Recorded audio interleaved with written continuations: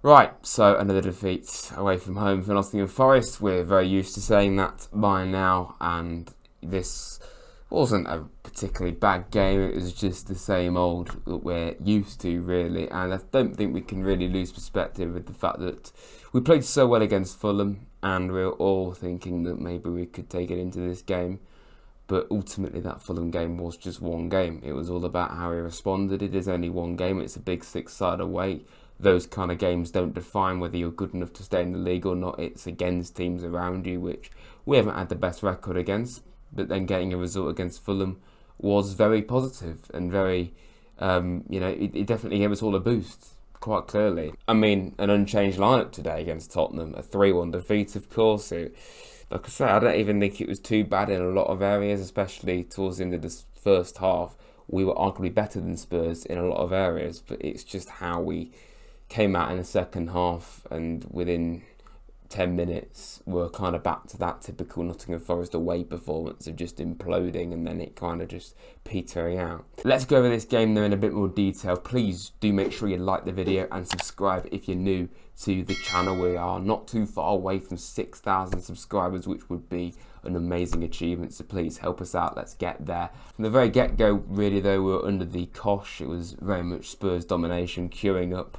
on the edge of our box. The only real break we got before they took the lead was Murillo doing one of his many shots at glory. One day he's going to score one of those.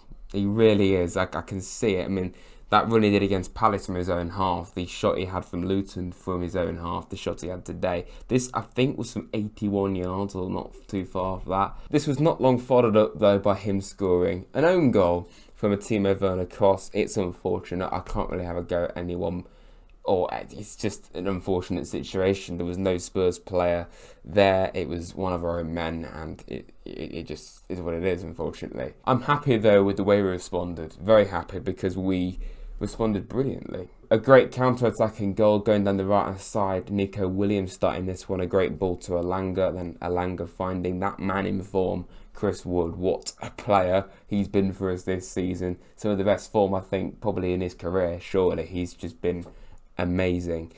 And, you know, I just love how he just hits this, no hesitation, doesn't tee it up, get it in the back of the net, and it's a great goal, and deserved, really. I mean, it kind of came out of the blue, but I feel like we're holding our own in that game, and we had a couple of chances before it. Hudson-Odoi had a chance, I think, after or before it.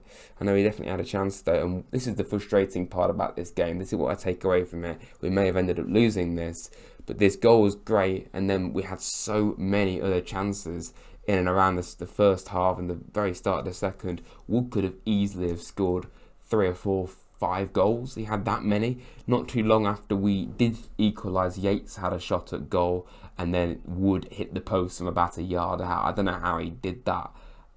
So unlucky, and you'd expect in his form to score it. I'm not going to have a go at him for it, but it's just really unfortunate that he didn't manage to put that one away. And it was other moments where Wood could have easily scored another goal, so that's frustrating. And it just goes down again to us not taking our chances. If we'd drawn this game, it would have been frustrating still, but who knows, if we'd got an extra goal, gone 2-1 up, would Spurs have capitalised on that? Would they have come back?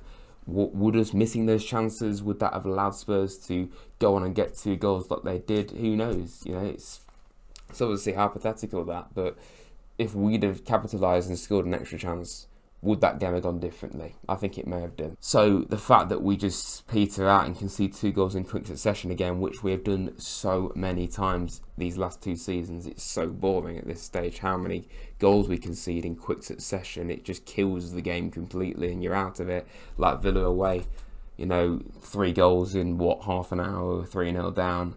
This game wasn't anywhere near as bad as that, but it happened again here. Spurs' second goal, I don't really think we can have a go at anyone in particular, besides the fact that everyone was just kind of static in the box, just standing there. No one was really closing down Pedro Porro or Brennan Johnson, remember him, or Min Son. They were all kind of just allowed to do their thing, and none of us are really closing them down. I just noticed the microphone.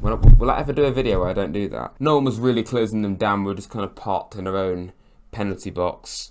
So I suppose you could have a go at us for that, but I don't really think you can question anyone in particular. It was just quite static defending. The second goal and the third goal overall, I really think you can question a lot here. It was a cross into the box.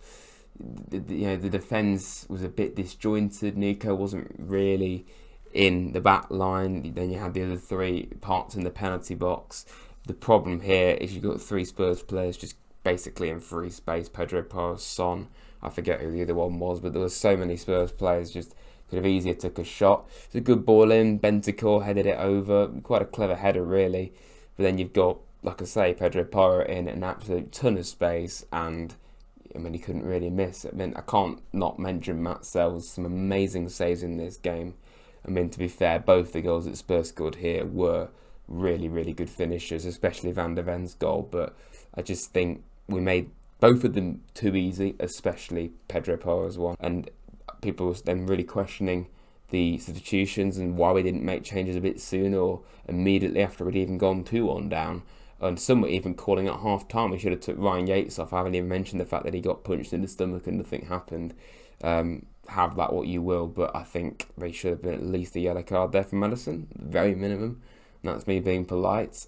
Yates was giving away a lot of fouls, and this is why people wanted him to go off. And you got to feel bad for Nicolas Dominguez, the fact that he's suddenly out the team because he's done absolutely nothing wrong. He's a class player, but I think Yates and Danilo deserved to stay in after the last game, but Dominguez found himself unlucky to be out the team again.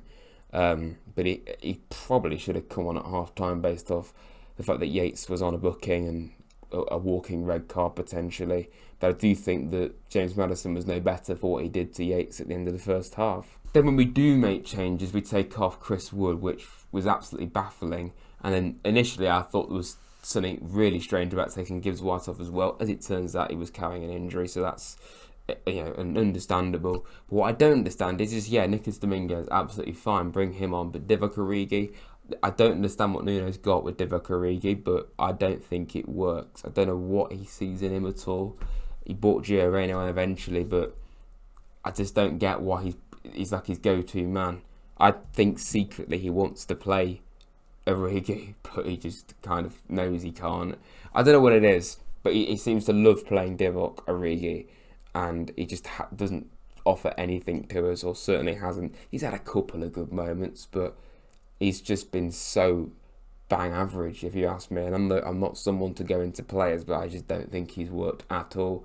And people could criticise this, but I think he's one of those players that doesn't entirely care about being at this club.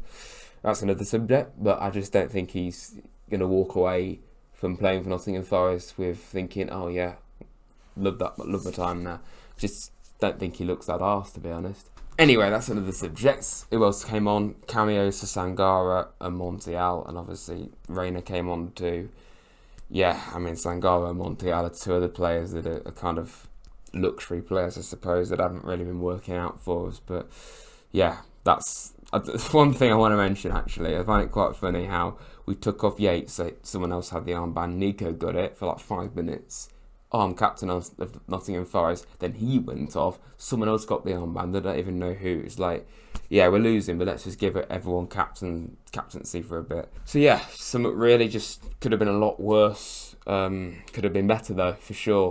We had some very good moments in the game, but let them get back into it far too easily, or take the lead far too easily, and that's game over pretty much. And it's same old. We've been there too many times. Don't take your chances, and yep, you can see some cheap goals in quick succession.